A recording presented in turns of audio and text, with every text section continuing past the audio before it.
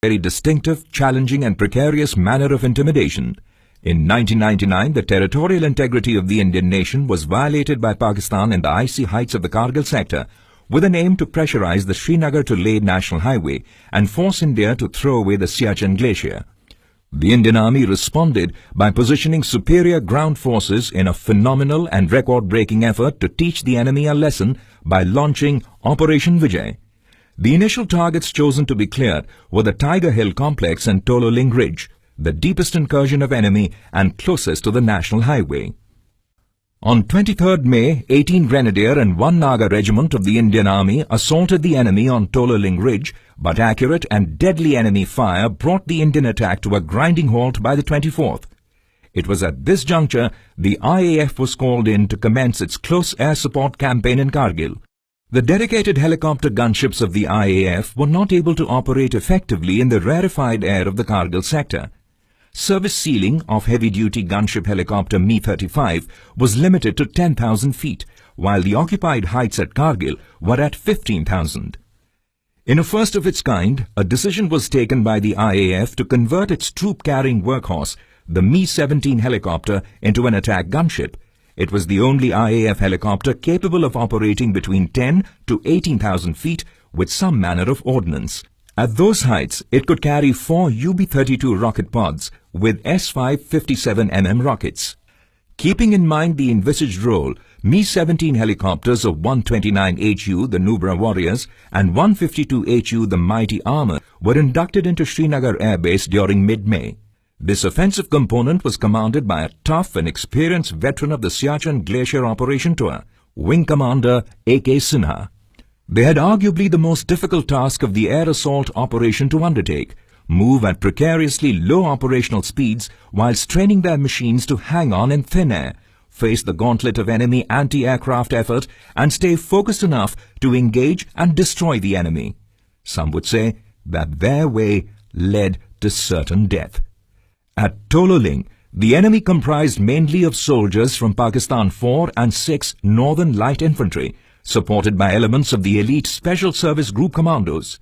They were well equipped for a protracted campaign and geared to survive high-altitude warfare. Their formidable arsenal consisted of Dushka and KPVT heavy machine guns.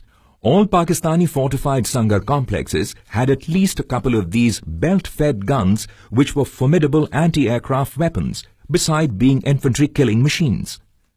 However, the most feared weapons in the Pakistani arsenal were the man-portable surface-to-air missiles, MANPADs.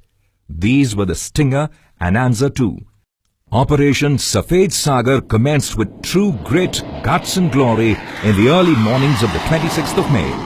The IAF commenced full-fledged rocket and bomb attacks against enemy positions, starting with MiG-21 and MiG-27 fighter jets, shortly followed by the Mi-17s. The Indian Army soldiers fighting on the icy heights had a new savior. The air reverberated with the radio calls of "Rockets away!"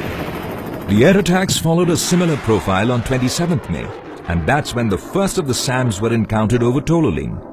The Indian helicopter survival lay in the infrared flares being integrated, which were used to deflect the heat-seeking SAMs from their targets. But the question was there enough supply of the same to equip all the Mi-17s?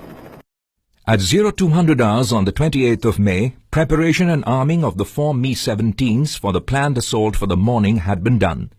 Nubra 1, 2, 3 and 4, a 4-aircraft formation, was at the launch pad. The target was point 5140, the most well-defended enemy-held position, with covering anti-aircraft fire zones from the Tololing top as well as point 4590. Wing Commander Sinha was Nubra leader.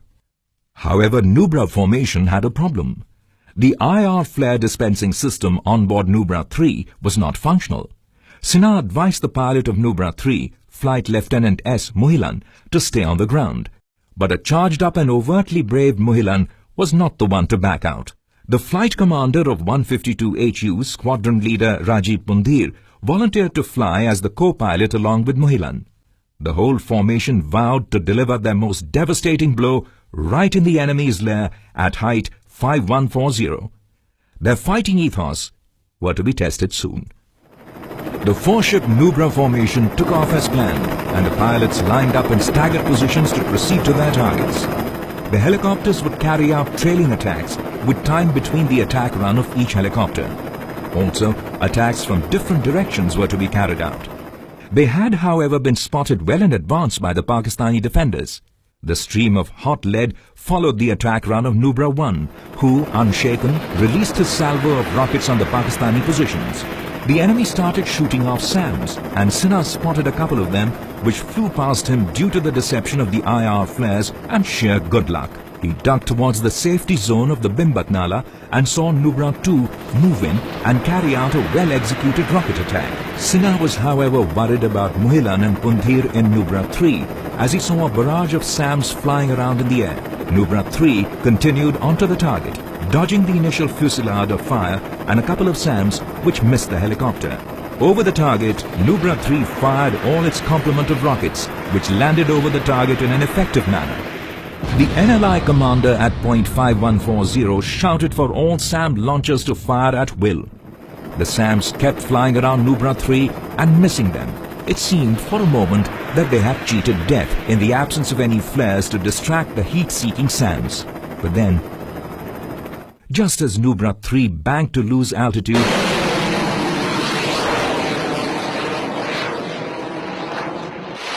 was struck by a Stinger missile.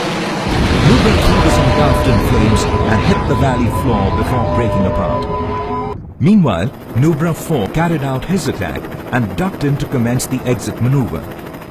Sinha watched the whole scene in grim silence and saw his worst fears coming true. As he radioed the formation to extricate as planned, his mind was overwhelmed with grief and the realization of the sacrifice and selfless bravery of the Nubra 3 crew. The sacrifice of Nubra 3 did not go in vain, as the Mi-17 attacks had shaken the Pakistani defences on the Tololing Ridge and helped the Indian Army to commence a fresh campaign of dislodging attacks against the Pakistanis. The Indian Army captured all enemy positions on the Tololing Ridge by the 17th of June 1999 in praiseworthy assaults. The Indian Air Force stopped all Mi-17 gunship operations in light of their vulnerability in the heightened SAM environment. For the record,